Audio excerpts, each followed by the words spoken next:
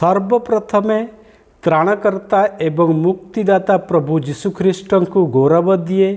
प्रभुंकर असीम अनुग्रह एवं दया सकाशु आउ एक नूतन विषय वस्तु नहीं यही बाइबल अध्ययन कार्यक्रम रे मु समस्त श्रोता भाई भौणी मानक मध्यरे उपस्थित होई अछि।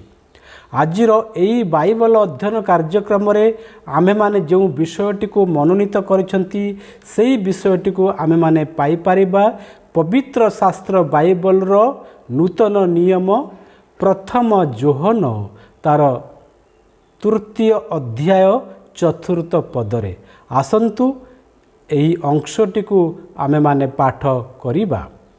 एही ठारे एही परि लेखा जाई अछि, जे केही पाप करे से मध्य व्यवस्था लंघन करे, कारण व्यवस्था लंघन ही पाप।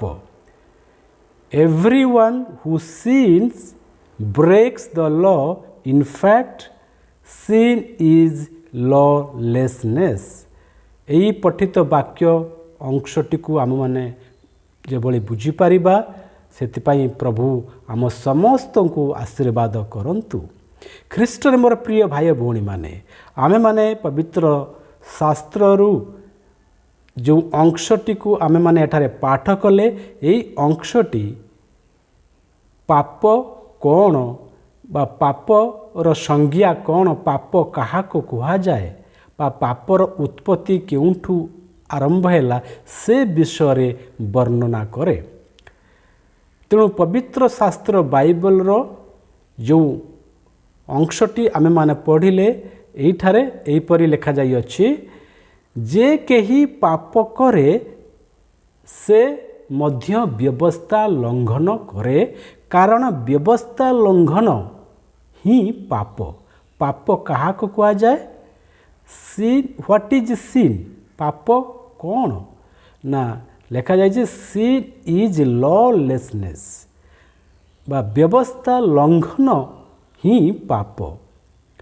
तेणु ये जो साधारण भावरे पापर अर्थ हेउची गोटिए संस्थापित स्वर्गीय मापकाठी को उल्लंघन करिबा, किंबा आमे माने अन्य भाषा भी कहि पारंती कि ईश्वरंको तांकर सृष्टि निमंते बा ईश्वर तांको सृष्टि निमंते केवल मनुष्य जाति पाई नुहे किंबा मानव पाई नुह, से समग्र सृष्टि निमंते मनुष्यंक सहित जीव जंतु पहाड़ पर्वत नदी नाल वृक्ष समस्त सृष्टिर समस्तंक पाई ईश्वर एक नियम स्थिर करिसंती। एही नियम को उल्लंघन करिबा ही पाप कहा जाए बा से नियम को न मानिबा ही पाप। तेणु आपण माने पाप कहा को कहा जाए कदा बुझी पारुथिबे। तेणु पाप कहा को कहा जाए, पापर उत्पत्ति केउठारु हेला ना ए जो पाप रो उत्पत्ति ए सृष्टिर प्रथम मानव जेतेबेले परमेश्वर एई जगतर प्रथम मानव हेउचंती आदम एवं हवा, एई दुई जन को सृष्टि कले से एदन बाटिकारे बा एदन बगीचारे से एदन बगीचार दायित्व दे ताको कहिले कि तमे माने समस्त गछर बा समस्त वृक्षर फल खाइब, मात्र से एई सत सत ज्ञानदायक वृक्ष से गोटे गछ बा वृक्षर फल खाइबा को से मना करिथिले। किंतु सेई वृक्षर फल को देखी हवा कौन कले ना लोभ कले। ए शैतान जे सर्प रूप रे आसी हवा को भुलाई बा हवा को कौन करथिले ना से फल खाइबा पई प्रेरित करिथिले। चक्षुर अभिलाष है ना, से सर्प द्वारा से शैतान सर्पर रूप रे आसी से हवा को आउ आदम को भुलाई कौन करथिला ना से फल से वृक्षर जो वृक्षर फल ईश्वर से मानकु ଖାଇବା ପାଇଁ ମନା କରିଥିଲେ ସେଇ ବୃକ୍ଷର ଫଳକୁ ଖାଇବା ପାଇଁ ଶୈତାନ କ'ଣ କଲେ ନା ତାଙ୍କୁ ପ୍ରବର୍ତ୍ତାଇଥିଲେ, ତାଙ୍କୁ ଉସ୍କେଇଥିଲେ, ଫୁସିଲେଇଥିଲେ। ତେଣୁ ତାଙ୍କ କଥାରେ ପଡ଼ି ସେଇ ହବା ସେ ଗଛର ଫଳ ଖାଇ ଏବଂ ସେ ଫଳକୁ ତାଙ୍କ ସ୍ୱାମୀଙ୍କୁ ଆଦମକୁ ବି ଦେଇଥିଲେ। ଆଦମ ମଧ୍ୟ ତାଙ୍କ ସ୍ତ୍ରୀ କଥାରେ ପଡ଼ି ସେ ଗଛର ଫଳ ଖାଇଥିଲେ। ତେଣୁ ସେ ଈଶ୍ୱରଙ୍କର ଆଜ୍ଞାକୁ ମାନି ନଥିବାରୁ ସେ ପ୍ରଥମ ପାପ ସେ କଲେ। ବା ଏଇ ପ୍ରଥମ ପାପ କେଉଁଠୁ ଆରମ୍ଭ ହୋଇଥିଲା ନା ସେ ଈଶ୍ୱରଙ୍କର ଆଜ୍ଞାକୁ ନ ମାନିବାରୁ ଆଦମ ଆଉ ହବା, ଯେ ଏ ସୃଷ୍ଟିର ପ୍ରଥମ ମାନବ ଆଦମ ଆଉ ହବା, ସେ ଈଶ୍ୱରଙ୍କ ଆଜ୍ଞାକୁ ନ ମାନି ସେଇ ବୃକ୍ଷର ଫଳ ଖାଇଥିବାରୁ ପାପର ସୃଷ୍ଟି ହେଲା ବା ପାପ ଏ ଜଗତରେ ପ୍ରବେଶ କଲା। ତେଣୁ ସେଇଥିପାଇଁ ପବିତ୍ର ଶାସ୍ତ୍ର ବାଇବଲ କହେ ନା ଈଶ୍ୱର ତାଙ୍କର ସୃଷ୍ଟି ନିମନ୍ତେ ଏକ ନିୟମ ସ୍ଥିର କରିଛନ୍ତି। ଏଇ ନିୟମକୁ ଉଲ୍ଲଙ୍ଘନ କରିବା ବା ନ ମାନିବା ହେଉଛି ପାପ। ତେଣୁ ଈଶ୍ୱରଙ୍କ ବାକ୍ୟରେ 3 ପ୍ରକାର ପାପ ଦେଖିବାକୁ ମିଳିଥାଏ ବା ପବିତ୍ର ଶାସ୍ତ୍ର ବାଇବଲରେ ଈଶ୍ୱରଙ୍କ ବାକ୍ୟରେ 3 ପ୍ରକାର ବିଭିନ୍ନ ପାପ ଦେଖାଯାଏ। ତ ପ୍ରଥମ ପାପ ଆରୋପିତ ପାପ ବୋଲି କୁହାଯାଏ, ଦ୍ୱିତୀୟ ପାପ ଅନ୍ତର୍ନିହିତ ପାପ ବୋଲି କୁହାଯାଏ, ତୃତୀୟ ପାପ ବ୍ୟକ୍ତିଗତ ପାପ। ଏହି ବ୍ୟକ୍ତିଗତ ପାପ ମଧ୍ୟ 3 ଭାଗରେ ବିଭକ୍ତ। ପ୍ରଥମ ମାନସିକ ପାପ, ଦ୍ୱିତୀୟ ଜିହ୍ୱାର ପାପ, ତୃତୀୟ ପ୍ରକାଶ୍ୟ ପାପ। ଆମେମାନେ ଏଇ ପବିତ୍ର ବାଇବଲ ଶାସ୍ତ୍ର ଯେଉଁ ଆମେ ଅଧ୍ୟୟନ କରୁଛନ୍ତି, ଆଜି ଆମେମାନେ ଏଇ ପାପ ଗୁଡ଼ିକ ବିଷୟରେ ଆଲୋଚନା କରିବାକୁ ଯାଉଛନ୍ତି। ଖ୍ରୀଷ୍ଟରେ ମୋର ପ୍ରିୟ ଭାଇ ଭଉଣୀମାନେ, ଆରୋପିତ ପାପ ମୁଁ ଯେତେବେଳେ ପ୍ରଥମେ କହିଲି, ଏଇ ଆରୋପିତ ପାପ କ'ଣ ଆଜ୍ଞା ନା ଜନ୍ମ ଦ୍ୱାରା ମଣିଷ ଜାତିର ପ୍ରତ୍ୟେକ ବ୍ୟକ୍ତି ବା ପ୍ରତ୍ୟେକ ସଦସ୍ୟ ବା ପ୍ରତ୍ୟେକ ସଭ୍ୟ ଆଦମର ମୂଳ ପାପର ଦାୟିତ୍ୱ ଏବଂ ଶାସ୍ତିର ଅଂଶୀଦାର ହୁଅନ୍ତି। ମୁଁ ପ୍ରଥମେ କହିଲି ଆପଣମାନଙ୍କୁ କିଭଳି ପ୍ରଥମ ଏ ସୃଷ୍ଟିର ପ୍ରଥମ ମାନବ ଆଦମ ଏବଂ ହବା ସେଇ ଈଶ୍ୱରଙ୍କର ଆଜ୍ଞାକୁ ନ ମାନି ସେଇ ବୃକ୍ଷର ଫଳ ଖାଇଥିବାରୁ ପାପ ଏ ଜଗତକୁ ପ୍ରବେଶ କଲା।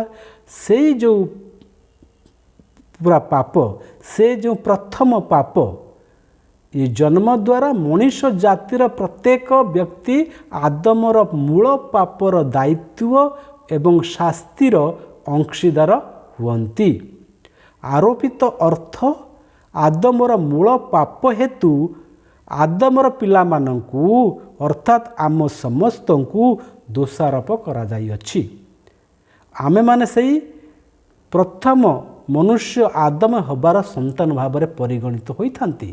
ତେଣୁ ସେଇ ଆଦମଙ୍କ ପାପ ଆମମାନଙ୍କୁ ଟ୍ରାନ୍ସଫର ହେଇଛି, କାରଣ ଆମେମାନେ ତାଙ୍କର ସନ୍ତାନମାନେ ହେଇଛନ୍ତି।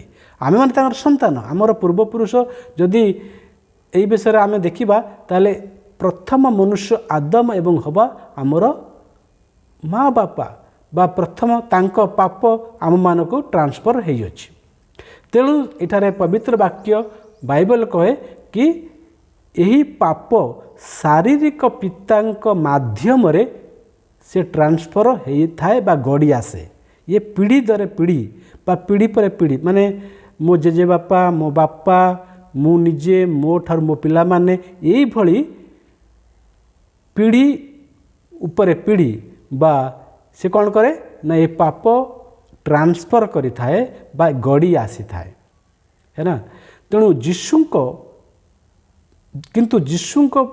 ଯୀଶୁଙ୍କ ପାଇଁ ଏହା ପାପ ଟ୍ରାନ୍ସଫର ହୋଇନଥାଏ ବା ଯୀଶୁଙ୍କ ଶାରୀରିକ ପିତା ନଥିଲେ। ଆମେମାନେ ବା ପ୍ରତ୍ୟେକ ଏ ଜଗତର ପ୍ରତ୍ୟେକ ମନୁଷ୍ୟ ଜାତି ଶାରୀରିକ ଭାବରେ ମାତା ପିତାଙ୍କ ଔରସରୁ ଆମେ ଜନ୍ମ ହୋଇଥାନ୍ତି।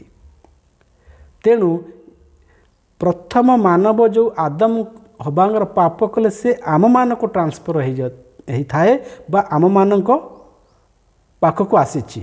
କିନ୍ତୁ ପ୍ରଭୁ ଯୀଶୁଙ୍କ ପାଇଁ ଇଏ नियम लागू नुहे कारण यीशुଙ୍କ शारीरिक पिता नथिले जो जोसेफ प्रभु यीशुଙ୍କର जो पिता से शारीरिक नथिले से यीशुଙ୍କ शारीरिक पिता जोसेफ नथिले किंतु यीशुଙ୍କର पिता स्वर्गीय पिता थिले एबे तेणु से आदमर पाप द्वारा आरोपित होई नथिले किंतु समस्त मनुष्य जाति ये आदमଙ୍କ पाप बा प्रथम मनुष्य आदमଙ୍କର पाप द्वारा आमे माने संक्रमित बा आमे माने से पीढ़ी पर पीढ़ी से आमको गड़ी आसुची किंतु प्रभु यीशु पाई ये नियम लागू नहीं कारण से शारीरिक पिता तांकर कहीं नथिले तेणु यही पाप को आरोपित पाप बोली कहा जाए तेणु प्रिय भाई भौणी माने आमे माने यही आरोपित पापरे अंशीदार अटंती तेणु द्वितीय पापटी होची अंतर्निहित पाप यही प्रकार पाप मनुष्यଙ୍କ ठारे जन्म ठारू आसी थाए तेणु आमे मनुष्य रूप में जन्म होइचंती जेतेबेले आमे जन्म ग्रहण कले जेतेबेले आमे मार उदर रे जन्म स्थान पाइले से समय ही ये अंतर्निहित पाप कौन था जन्म होता है sin इज इनबिल्ट ये जो पाप आम हृदय आम मन रे से आरंभरू निर्माण होइकी अछि संलग्न होइकी अछि तेणु sin इज इनबिल्ट इन अस तो यह अनेक समय रे पाप स्वभाव किंबा पुरातन मनुष्य बोली कहा जाए आपको इंग्राजी रे सिनफुल नेचर बोली मध्य कहा जाए तो sinful nature is inbuilt in every human being ये जो सिनफुल नेचर ये जो पापर स्वभाव प्रत्येक मनुष्य ठारे निहित अच्छी जन्म ठारू तेणु जदिओ आदमर पापर फल विनाश अटे किंतु ये जो पापर फल प्रभु जीशु ख्रीस्ट से काल्वरी क्रूस रे निज प्राण देई निज रक्त बुहाई से पापर फल को से भयावह फल को आम मान जीवन रू हटाई देइछंती ता आमे माने पवित्र शास्त्र बाइबल रो रोमियो पुस्तक 6 अध्याय आउ 6 पदरे पाई परिबा सेही रोमियो पुस्तक तार 8 अध्याय प्रथम पदरे पाई परिबा आमे माने एठारे रोमियो पुस्तक 6 अध्याय 6 पदरे एही पर लेखा जाई अछि आमे एठारे पाठ करिबा एठारे एही पर लेखा जाई अछि जेपरि आम्भे माने आउ पापर दासत्व रे न रहू एथिपाई पापर शरीर विनष्ट हेबा निमंते आम्भ मानकर पुरातन स्वभाव जे ताहांक सहित क्रूस रे हत होई अछि तथापि पाप स्वभाव प्रत्येकंक ठारे जन्मरू शारीरिक मृत्यु पर्यंत लागी रहिथिबो ए जो अंतर्निहित पाप जो आमर सिनफुल नेचर पापर स्वभाव आम भितर जो इनबिल्टी आरंभरू अच्छी आम जो जन्म हेबा ठारू ये जो पाप प्रभु जीशु ख्रीस्ट से काल्वरी क्रूस रे निज प्राण को देई से यही पापर अधीन आमको मुक्त कले किंतु जो पापर स्वभाव आम भितरे रही से कौन हम ना यही पापर स्वभाव प्रत्येक ठारे जन्मरू शारीरिक मृत्यु पर्यंत लगी रही आज्ञा कारण से स्वभाव आम जो जन्म हेले से आम भितरे थिला एवं अच्छी आउ शरीर थिबा पर्यंत आमे जीवित थिबा पर्यंत से तार स्वभाव ये पापर स्वभाव सिनफुल नेचर रहिबो तेणु यही बाइबल रोमियो पुस्तक रे तार 7 अध्याय 16 पद 18 पदरे प्रेरित पाउल से पापर स्वभाव सहित निजर युद्ध विषय लिखुचंती से कहउचंती केभली से प्रेरित पाउल से निजे यही पापर स्वभाव सहित लड़ाई करुँच युद्ध करुँच। आज्ञा ख्रीष्ट मोर प्रिय भाई भौणी माने आपण निजे जानीपारे कि आम प्रत्येक दिन प्रत्येक मुहूर्त आमे माने आमर लड़ाई आम भितर चली कार लड़ाई ये शरीर एवं आत्मार लड़ाई चली। शरीर समस्त समय पाप करने चाहे मात्र आत्मा ता विरुद्ध रे शरीर और आत्मा ये दुई जन विरुद्ध रे प्रत्येक क्षण प्रत्येक मुहूर्त से लड़ाई चली। There is a fighting in us माने ये मनुष्य जीवन रे से ता निज निज जीवन निज भीतर ये लड़ाई चली थाए। से प्रेरित पाउल से पवित्र शास्त्र बाइबल रो रोमियो पुस्तकर 7 अध्याय 19 पदर लिखिछंती जो उत्तम कर्म करने को मु इच्छा करे ता करे नहीं किंतु जो मंद कर्म करने को मु इच्छा करे नहीं ताहा करे। मु आउ थरे आपन कहि दूची जो उत्तम कर्म करने को मु इच्छा करे ता करे नहीं किंतु जो मंद कर्म करने को मु इच्छा करे नहीं ताहा करे। एठारे आम मानकु ये लक्ष्य करने उचित जे यीशुଙ୍କ ठारे आरोपित पाप नथिबारु कौनसी अंतर्निहित पाप मध्य नथिला। या पूर्वर आम माने मु आपन को आउ टिके भल भाव कहवा को चाहे ये जो मु कहली आम प्रत्येक मनुष्य निज आत्मा तार लड़ाई चली क्या भीतर लड़ाई ना शरीर और आत्मा फ्लेश एंड स्पिरिट।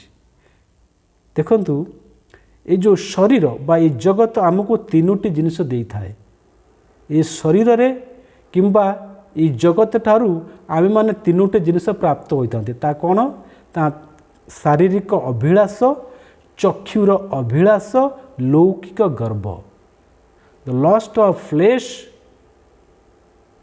माने शारीरिक अभिलाष lust of flesh lust of eyes शारीरिक अभिलाष चक्षुर अभिलाष द प्राइड ऑफ लाइफ लौकिक गर्व ये शरीर ये तीनोटी जिनिस दे थाए शारीरिक अभिलाष चक्षुर अभिलाष एवं गर्व लौकिक गर्व ये जगत आमको बा ये शरीर आमको ये तीनोटी विषय दे थाए। तेणु आम शरीर भितर लड़ाई एक चली एक संग्राम चली युद्ध लगी। आज्ञा आमे समस्त समय पाई बाहर युद्ध पाई प्रस्तुत होता है ना आमे माने कौन सी व्यक्ति विरुद्ध रे परिवार भितरे पड़ोशी मानक सहित आमे माने युद्ध करते किंतु आमे माने आपण माने देखिचंती कि भाविचंती कि ये युद्ध आम निज भितरे चली से युद्ध आपण को शरीर भितरे चली। आज्ञा आपण आत्मिक भाव देखंतु आध्यात्मिक भाव देखंतु ये जो लड़ाई ये जो युद्ध आपण निज निज निज आत्मा रे चली आम निज शरीर रे युद्ध चली कहा सहित चली ना ये शरीर ये फ्लेश ये शरीर एवं आपण को शरीर और आपण को आत्मा भितर ये दुई जिनिस ये दुई शक्ति आम भितर काम करुच्ची शरीर गोटे पट को टाणुची आम आत्मा गोटे अन्य पट को टाणुची विपरीत पट को टाणुची आम शरीर कौची पाप करने किंतु आत्मा कौची ना से पाप करने चाहे नहीं। देखंतु यही आम शरीर आ आत्मा ये दुई भितर लड़ाई चली से प्रभुंकर दास प्रेरित पाउल पवित्र शास्त्र बाइबल कहते जो उत्तम कर्म करने को मु इच्छा करे ता करे नहीं किंतु जो मंद कर्म करने को मु इच्छा करे नहीं ताहा करे। तेणु आपण माने जानि पारुथिबे कि ये होची अंतर्निहित पाप बा सिनफुल नेचर पापर स्वभाव आम भितरे रहिछि। तेणु अधिक समय नष्ट नक आम आग को जीवा किंतु ए विषय यही अंतर्निहित पाप यीशुଙ୍କ ठारे आरोपित पाप नथिबारु कोनोसी अंतर्निहित पाप मध्य नथिला। किंतु ए जो आमे प्रथम पाप मु कहली आरोपित पाप, ये आरोपित पाप केउठु आसिला? प्रथम मनुष्य आदम को ठारू। तापर द्वितीय पाप कहली ये पाप अंतर्निहित पाप, मनुष्य जेतेबेले मार गर्भरे थिले बा आमे जब जन्म हेबा समय ये पाप आम शरीर रे इनबिल्ट से आगरू निर्माण होइकी रहिछि। एहाकू अंतर्निहित पाप कहा जाए। तेणु ए पाप मध्य यीशु ख्रीष्टଙ୍କ पाखरे नथिला, कारण से कौन थिला ना प्रथम आरोपित पाप यीशु ख्रीष्टଙ୍କ पाखरे नथिला। काहेकि ना से शारीरिक पिता तांकर केही नथिले, जोसेफ तांकर शारीरिक पिता नथिले। आ द्वितीय पाप अंतर्निहित पाप, ये अंतर्निहित पाप मध्य यीशुଙ୍କ ठारे नथिला, कारण ना यीशुଙ୍କ ठारे आरोपित पाप नथिबारु कोनोसी अंतर्निहित पाप मध्य नथिला। किंतु आममानक पक्षरे बा आममानक उपरे बा ए मनुष्य मानक ठारे आरोपित पाप थिबारु बा से माने ए आरोपित पापर अंशीदार होइथिबारु अंतर्निहित पापर भागीदारी मध्य अटंती। ए तृतीय पापटी विषय आम आलोचना करिबा। तृतीय पापटी होची व्यक्तिगत पाप। व्यक्तिगत पाप हेउची ईश्वरଙ୍କ मापकाठी को उल्लंघन करिबा। ईश्वर ए तांको सृष्टि निमंते समस्त सृष्टि पाई से नियम बा मापकाठी से एक लाइन मान खेची माने एक लाइन प्रस्तुत करिसंती, माने एक नियम स्थापन करिसंती। तेणु से तांको सृष्टि पाई ये मनुष्य जाति पाई बा समस्त सृष्टि पाई ईश्वर कौन करिसंती? एक मापकाठी को कौन करिसंती? स्थापना करिसंती, स्थापित करिसंती। तेणु से मापकाठी को से नियम को उल्लंघन करुथिबा कार्य गुड़िक हेउची व्यक्तिगत पाप। पवित्र शास्त्र बाइबल कहे व्यभिचार, असुचिता, कामुकता, प्रतिमा पूजा, कुहक, शत्रुता, विवाद, क्रोध, स्वार्थपरता, दलभेद, ईर्षा, मत्तता, रंगरस, नरहंता, नरहत्या, चोरी, मिथ्यावादी, ये सब प्रकार कार्य इत्यादि प्रकार कर्म जो माने करती से माने ईश्वर को राज्यर अधिकारी हेबे नहीं। तेणु ये समस्त जो पाप को व्यक्तिगत पाप बोली कहा जाए। ये व्यक्तिगत पाप आज्ञा तीन प्रकार। एक होची मानसिक पाप।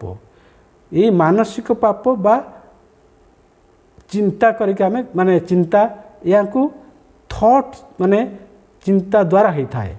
मानसिक पापर अर्थ कौन ना जड़े किपरि चिंता करे से ताहा द्वारा ये पाप करा जाय थाए।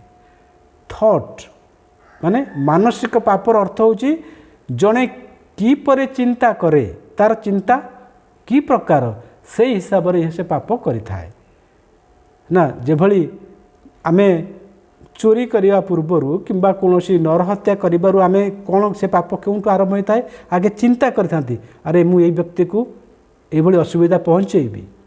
से पाप आरंभ क्यों? चिंता कर मस्तिष्क द्वारा मानसिक पाप ताको कहा जाए। जड़े चिंता द्वारा बा थॉट प्रोसेस द्वारा तार चिंतार प्रक्रिया द्वारा से आगे चिंता करता मनरे से स्थिर करिथाए कि मु जड़े व्यक्ति को असुविधा पकईबी। तेणु यह मानसिक पाप बोली कहा जाए। यीशु कहते जे कहीं कौन स्त्री प्रति काम भाव में दृष्टिपात करे से ता संगरे मने मने व्यभिचार कलानी। देखुंत आपण व्यभिचार शारीरिक भाव में व्यभिचार करने तो दूर कथा। जदि यीशु कौन कहते? यीशु कहती जे कहीं कौन स्त्री प्रति काम भाव दृष्टिपात कले बा करे से ता संगरे मने मने व्यभिचार कर सारे। व्यभिचार शारीरिक संबंध रखिले व्यभिचार करा जाए तो करा जाए, किंतु यदि मने मने कौनसी स्त्री प्रति काम भाव दृष्टिपात खाली जदि जड़े व्यक्ति करे से ता मने मने जदि चिंता करे ताहले से मने मने व्यभिचार कर सारे। तेणु यह मानसिक पाप बोली कहा जाए। ये चिंता द्वारा मनुष्य करिथाए। तेणु जड़े कि प्रकार चिंता करे ता उपरे ये मानसिक पाप करिबा डिपेंड करे बा स्थिर होता है। द्वितीय पापटीर नाम होची जिह्वार पाप। ये पाप जड़े जहाँ कहे ताहा द्वारा कहवा द्वारा ये पाप करिथाए। तेणु ये सब व्यक्तिगत पाप श्रेणी रे आसंती आज्ञा। तेणु जिह्वार पाप कौन ना ये जिह्वार पाप आम जीव द्वारा आम जिह्वा द्वारा लिखा जाए ना कि गर्व आम केते गर्वर कथा कही था, गाली गुलज सब केते प्रकार में असभ्य भाषा कही था। ये जीव द्वारा भी आम पाप करी था। जिह्वार पाप जड़े जा कहे। तृतीय पाप हूँ प्रकाश्य पाप जड़े जहाँ करे ये गुड़िक कार्य अटे आज्ञा। ये गुड़िक कौन अटे? कार्य अटे। ये जो प्रकाश्य पाप ये कौन करे ना जड़े व्यक्ति जहाँ करे ये एक्शन हाथ द्वारा करे, गोड़ द्वारा करी थाए, शरीर द्वारा जहाँ जो कार्य करे या प्रकाश्य पाप बोली कहा जाए। जेभली पवित्र शास्त्र बाइबल रे प्रभु ये मनुष्य जाति को आज्ञा देइचंती, नियम स्थिर करचंती। से आज्ञा गुड़िक आम मैंने यात्रा पुस्तक रे पाइबा। मुझे संक्षेप कही दूची जोटी आज्ञा ये तुम्भे नरहत्या करिब नाही, तुम्भे व्यभिचार करिब नाही, तुम्भे चोरी करिब नाही, तुम्भे मिथ्या साक्षी देव नाही, तुम्हें प्रतिमा पूजा करिब नाही।